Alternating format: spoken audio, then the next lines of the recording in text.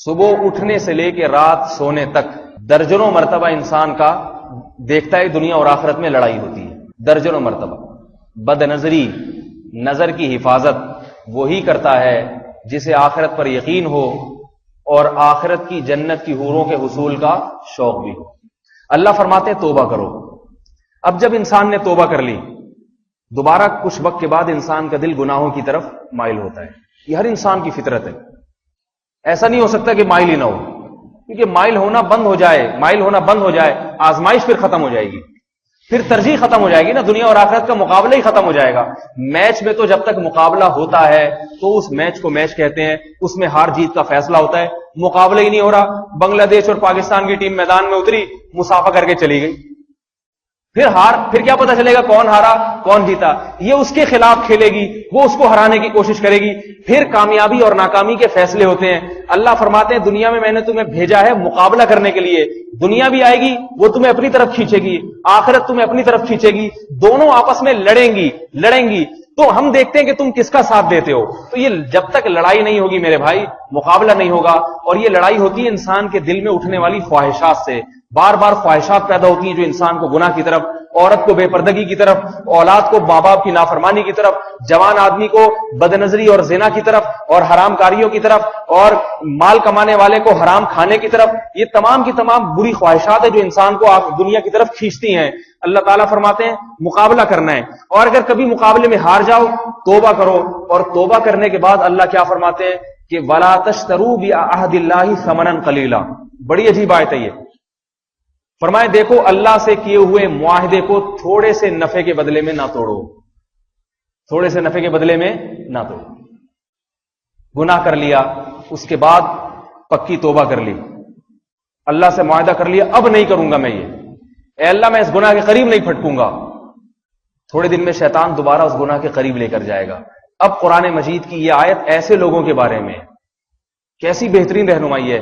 اب اللہ کیا فرما رہے ہیں؟ تمہارا اس تھوڑے سے نفع کی طرف دل چاہ رہا ہے جسے تم بہت زیادہ سمجھ رہے ہو۔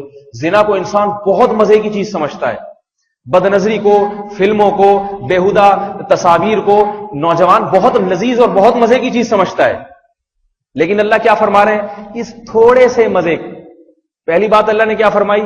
یہ مزہ بہت زیادہ نہیں ہے، یہ کیا ہے؟ تھوڑا سا ہے۔ شیطان تمہیں دکھا رہا ہے کہ بہت زیادہ ہے، حقیقت میں یہ بہت زیادہ نہیں ہے، یہ بہت تھوڑا سا مزہ ہے۔ فرمایا اللہ سے کیے ہوئے معاہدے کو اس تھوڑی سی لذت کی خاطر نہ توڑو۔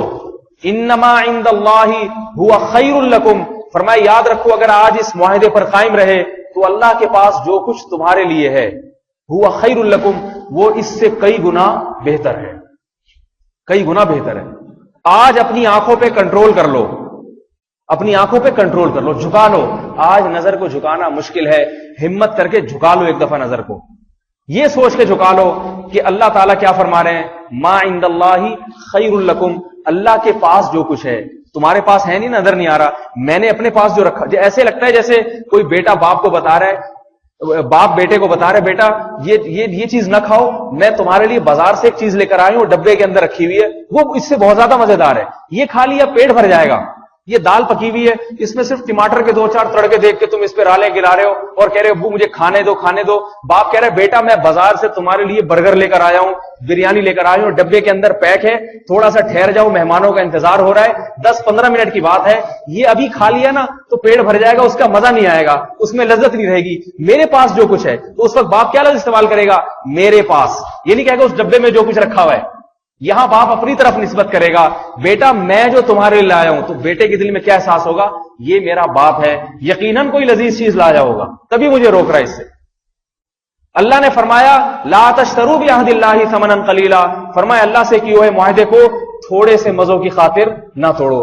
مجھے یہ جب میں آیت تلاوت کرتا ہوں ایسا لگتا ہے جیسے اللہ بہت محبت سے، بہت لاڈ سے اپنے بندوں کو سمجھا رہے ہیں کہ دیکھ یہ تو جو ہے نا بد نظری کرنا چاہ رہا ہے، زنا کی طرف جا رہا ہے، شراب پینا چاہ رہا ہے، عورت بے پردگی کرنا چاہ رہی ہے، صرف اس لیے کہ زینت اظہار ہو، لوگ تعریفیں کریں۔ اللہ فرماتے ہیں یہ لوگوں کی تعریفیں، یہ تھوڑے سے مزے ہیں، تھوڑے سے مزے، ان تھوڑے سے مزوں کی خاطر تو نے جو مجھ سے ایگریمنٹ کیا ہے، معاہدہ کیا ہے، وہ بہت بڑی چیز ہے، اس کو اتنے سے معمولی بات